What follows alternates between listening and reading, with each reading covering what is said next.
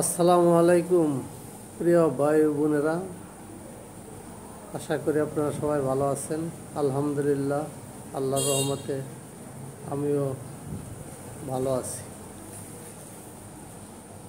আজকে বাংলাদেশের যে পরিবেশ পরিস্থিতি, কুমিল্লা, ফেনী, নোয়াখালী বিভিন্ন জেলায় যে বন্যা পরিস্থিতির দিন দিন অবনতি হচ্ছে, আমরা অনেকেই কি বাংলাদেশের সবাই ভারতকে দোষারোপ করতেছি। এটার একটা রিজনও আছে, কারণ আছে। তারা যখনই তাদের দেশে বেশি বন্যা কবলিত হয়, তাদের বাঁধগুলা, তিস্তা ব্যারেজ বলেন বা বিভিন্ন যে বাঁধ আছে, তারা এগুলো ছেড়ে দেওয়ার ফলে হঠাৎ করে আমাদের বাংলাদেশে পানি চলে আসে, এবং কি আমরা অনাকাঙ্ক্ষিতভাবে হঠাৎ করেই 2-1 ঘন্টা বা 2-1 দিনের মধ্যে আমরা বন্যায় প্লাবিত হয়ে যাই।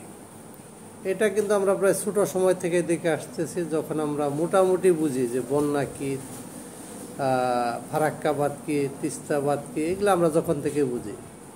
কিন্তু আজ পর্যন্ত আমাদের বাংলাদেশ কখনো এই বিষয়ে স্থির কোনো চিরস্থায়ী কোনো সিদ্ধান্ত নিতেছে না। সবাই শুধু দোষারোপ, তাদের দেশ তাদের মতো করে চলতেছে। এখানে আমাদের এত মাতামাতির কিছু নেই। আমি মনে করব যে আমরা কিভাবে বন্যাকে নিয়ন্ত্রণ করতে পারি, পানিকে নিয়ন্ত্রণ করতে পারি, প্রাকৃতিক দুর্যোগ থেকে আমরা কিভাবে বাঁচতে পারি, সেজন্য যদি আমাদের বাঁধ তৈরি করা প্রয়োজন মনে করে, অনেকে মতামত দিতেছে যে এদের বাঁধের পরিবর্তে উচ্চতা করে আমাদের একটু বাঁধ করা প্রয়োজন। আশা করি আমরা সেই দিকে আগাবো। অযথা তাদের আশায় বসে না থেকে প্রতি বছর আমরা এই বন্যায় প্লাবিত হব, এই ধরনের প্রভাব থেকে বাঁচার জন্য আমাদের উচিত হবে আমাদের মতো করে একটু বাঁধ নির্মাণ করা। বাংলাদেশে তো অনেক অবকাঠামো হচ্ছে, আশা করি এই বিষয়টা অনেকেই নজর রাখবেন।